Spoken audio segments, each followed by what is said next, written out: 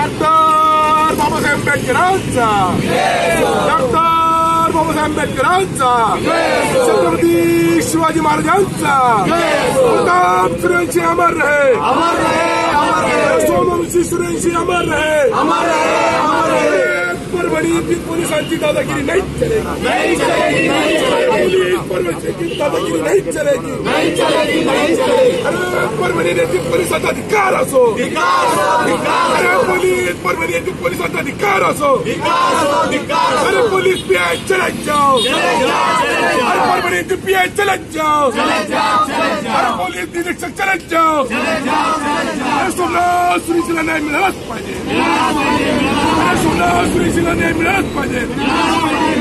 अरे हमारी मांगे पूरी करो, अरे हमारी मांगे पूरी करो, अरे हमारी मांगे पूरी करो।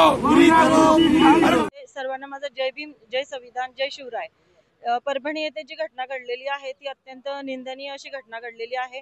बाबासाहेबांच्या पुतळ्या शेजारी जे संविधान होतं त्या संविधानाची एक कोणीतरी माथे फिरवून तोडफोड केली असं सांगितलं गेलं की तो माथे फिरू होता, परंतु दरवेळेला अशा घटना समाजामध्ये घडता आहेत आणि प्रत्येक वेळेला माथे फिरू हा शब्द खरा की खोटा हे असं म्हटलं जातं, त्यामुळे ते प्रकरण शांत होतं आणि कुठेतरी चिघळलं जातं। तर माझं असं म्हणणं आहे की या माथे फिरू जो कोणी असेल त्याला जबर शिक्षा लागली पाहिजे, जेणेकरून असं कृत्य करण्यासाठी कोणी पुढे येणार नाही। आणि राहिली दुसरी गोष्ट की ते त्यावेळेला जेव्हा बंद पुकारला गेलेला होता, वातावरण शांत झालेलं होतं, त्याच्यानंतर दुसऱ्या दिवशी 3 वाजेच्या नंतर जो हिंसाचार झाला त्याच्या मागे कोण आहे खरा व्यक्ती, त्याच्या मागचं कोण आहे मास्टर माइंड असो किंवा कोण हे याने घडवून आणलेलं आहे त्याची सखोल चौकशी झाली पाहिजे।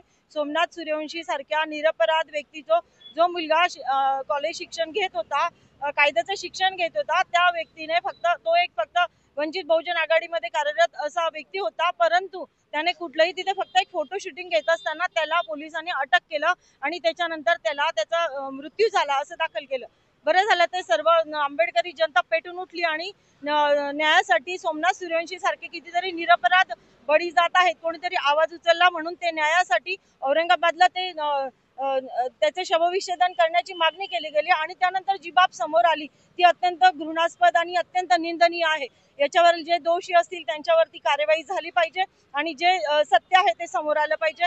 जय भीम, जय संविधान। आमच्या ज्या प्रमुख मागण्या सर्वांनी सांगितले, जर त्या मागण्या पूर्ण नाही झाले तर आम्ही ही रस्त्यावर उतरू आणि जे व्हायचं ते होईल। आता श्रद्धेय बाळासाहेब यांनी स्टेटमेंट दिलं आहे, त्या स्टेटमेंटवर आम्ही खरे उतरू। आम्ही एक दिवसीय धरणे आंदोलन केले आणि आमच्या ज्या मागण्या आहेत त्या मागण्या आम्ही सांगितले, शांत पद्धतीने आम्ही हे आंदोलन करणार आहोत।